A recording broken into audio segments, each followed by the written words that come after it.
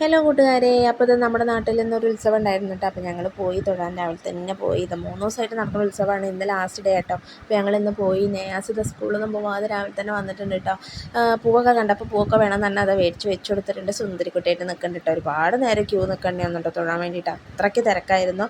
എന്നാലും നന്നായിട്ട് തൊഴുതു. പിന്നെ ഇതാ അവിടെ പോയി ഭക്ഷണം ഉണ്ടായിരുന്നു, അതൊക്കെ കഴിച്ചു.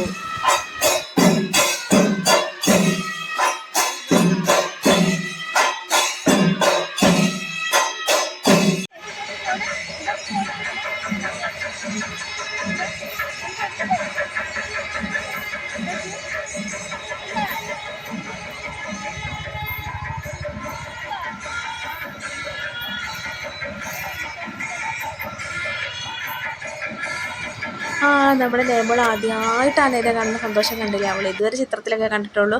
പിന്നെ നേരിട്ട് കാണുന്നതിൻ്റെ സന്തോഷം കേട്ടോ. പിന്നെ അതവിടെ കളിമണ്ണ് കൊണ്ടുള്ള ഐറ്റംസ് ആട്ടോ പ്രധാനമായിട്ട് ഉണ്ടാവുക. ചട്ടികൾ, പിന്നെ ഇങ്ങനത്തെ കുറേ ഐറ്റംസൊക്കെ ഉണ്ടാവും കേട്ടോ. അവരുണ്ടാക്കി വെച്ചിട്ടുണ്ടാവും. പിന്നെ ഈ അമ്പലത്തിൻ്റെ 2 സൈഡും പാടങ്ങളാണ്. അപ്പോൾ അത് നിറച്ച് നമ്മളെ കച്ചവടക്കാരാവും കേട്ടോ.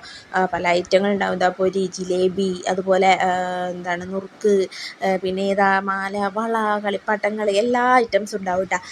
നമ്മുടെ പിള്ളേരിട്ട് ചെന്നിട്ടുണ്ടെങ്കിൽ അവരെ വലിച്ചു കൊണ്ടുവരാനാണ് പാട്. നമ്മളെ നെയ്യാസും അതേപോലെ തന്നെ കയറി കണ്ടു കഴിഞ്ഞ് പിന്നെ ആൾക്ക് ആവശ്യങ്ങൾ ഒരുപാടായിരുന്നു.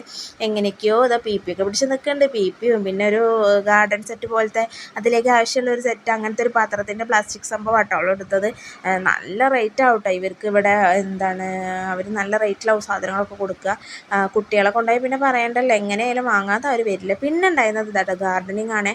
അടിപൊളിയായിരുന്നു. നല്ല രസമുള്ള ഫ്ലവറായിട്ട് എന്തോ രസമായിരുന്നു അറിയോ. ജമന്തി, റോസ് ഒക്കെ ആയിട്ട് ഒരുപാട് പൂ വിരിഞ്ഞ് നിൽക്കുന്നതായിരുന്നു. കാണാൻ നല്ല അടിപൊളിയായിരുന്നു. എൻ്റെ അമ്മ ഇതിൻ്റെ ആളാണ്.